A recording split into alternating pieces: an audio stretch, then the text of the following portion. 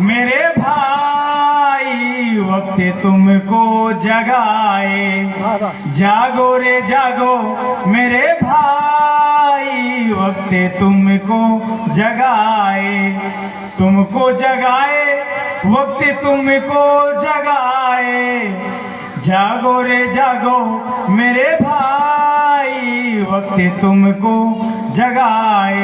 और हमारे बीच में तमाम महापुरुष आए और चले गए, अपने हिसाब से उन्होंने जगाने का काम किया, अपनी बात बताई।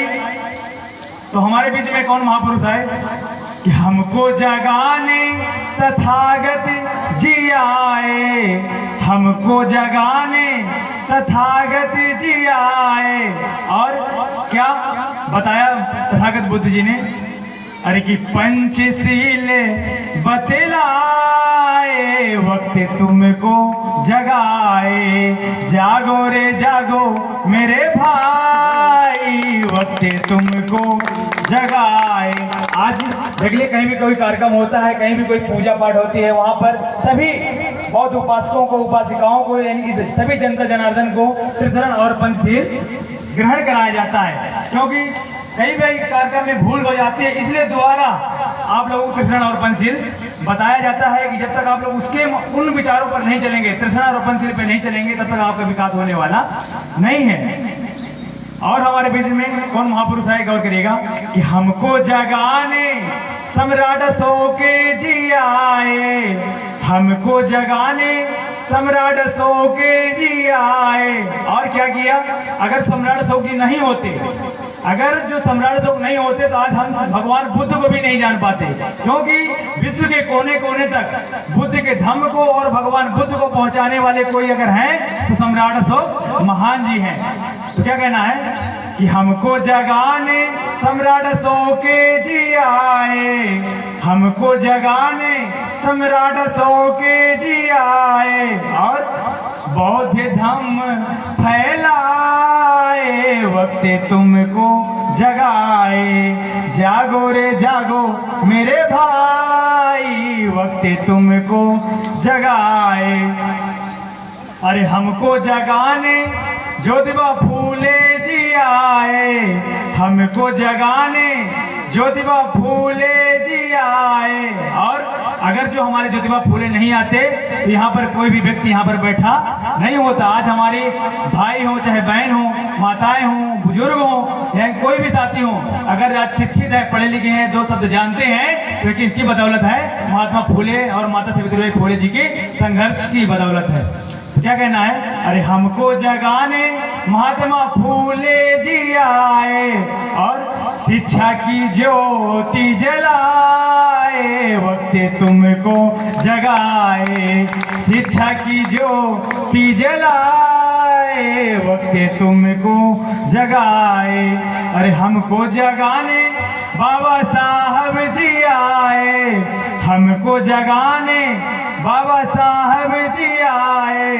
अरे संविधान बना के हक अधिकार दिलाए वक्त तुमको जगाए, हक अधिकार दिलाए वक्त तुमको जगाए, जागो रे जागो मेरे भाई वक्त तुमको जगाए।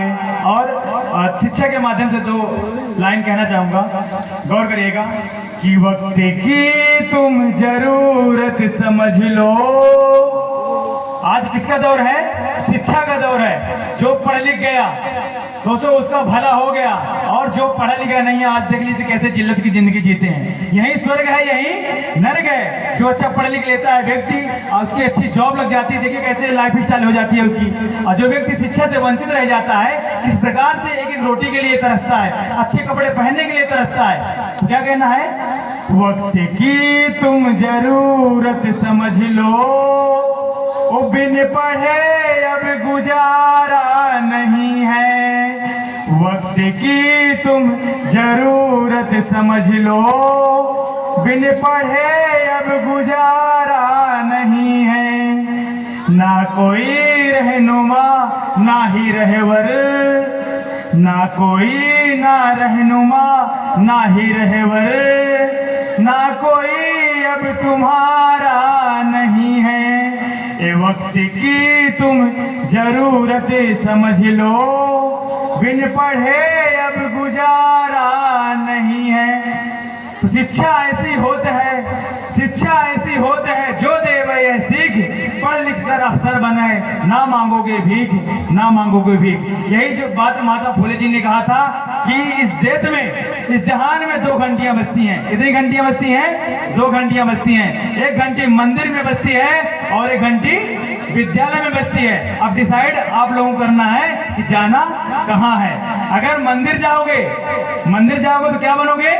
भिखारी बनोगे, क्योंकि वहां पर लेने वाला बैठा है, वहां पर दे के आओगे। और अगर विद्यालय जाओगे तो क्या बनोगे? अधिकारी बनोगे। तो आप लोगों को डिसाइड करना है जाना कहाँ है। तो कहना चाहूंगा कि कर सको तो अपनी वाणी में वो हुनर पैदा करो, कर सको तो अपनी वाणी में वो हुनर पैदा करो, रुख हवाओं का बदल दो वो असर पैदा करो। अगर चाहते हो मान और सम्मान से जीना, हर घर में फूले अंबेडकर सम्राट अशोक पैदा करो, फूले अंबेडकर सम्राट अशोक पैदा करो। इन्हीं बातों के साथ अपनी वाणी पर विराम देना चाहूंगा। सभी क्रांतिकारी साथियों को नमो बुद्धाय, जय भीम, जय सम्राट।